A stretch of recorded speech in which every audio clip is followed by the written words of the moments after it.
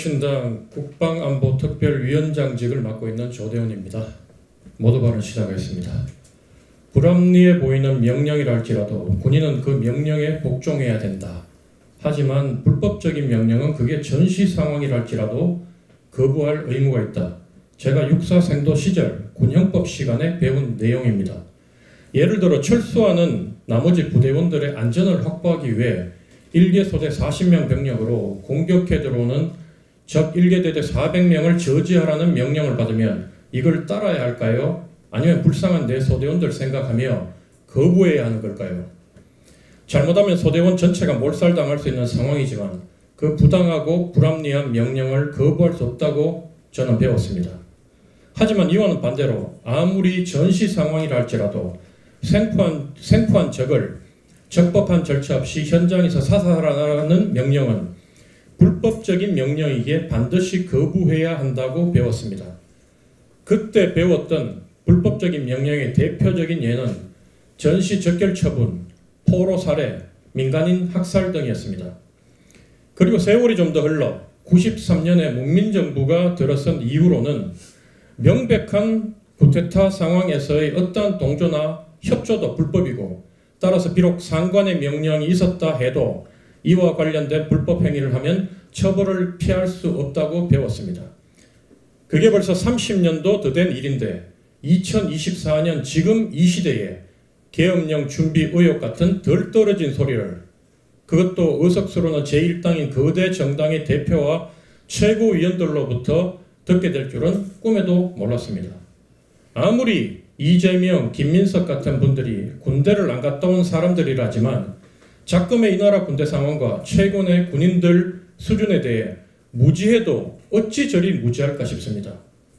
맨날 군에 관해 듣는다는 게 출세의 눈물어 변질될 대로 변질되어 버린 김병주 같은 비정상적 육사 출신에게 조언을 받으니 이런 황당한 소리를 하게 되는 것입니다.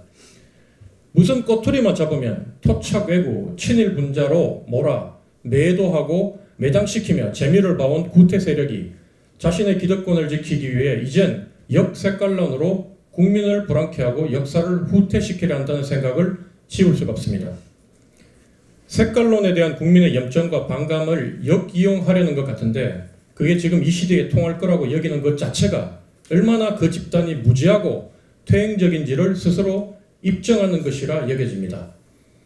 지난 2015년 목함 지뢰 도발로 남북이 대치 국면에 들어서자 빨리 대화 안 하면 진짜 전쟁 난다고 호들갑을 떨고 심지어 지뢰 도발을 정말 북한이 한 게 맞냐고까지 했던 사람들이 바로 저 사람들입니다.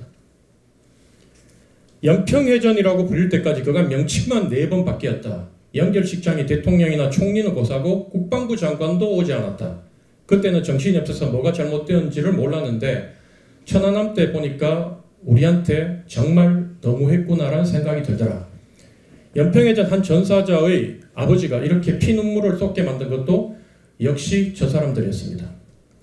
상황이 이러했음에도 극단으로 치우친 소수의 목소리를 제외하면 보수 정당 내에서는 이제 빨갱이 친북 정권이란 소리를 지금 저들이 토착 왜구 친일 정권이라 떠드는 것처럼 저토록 당당하게 저리도 공식적으로 하지는 못했습니다.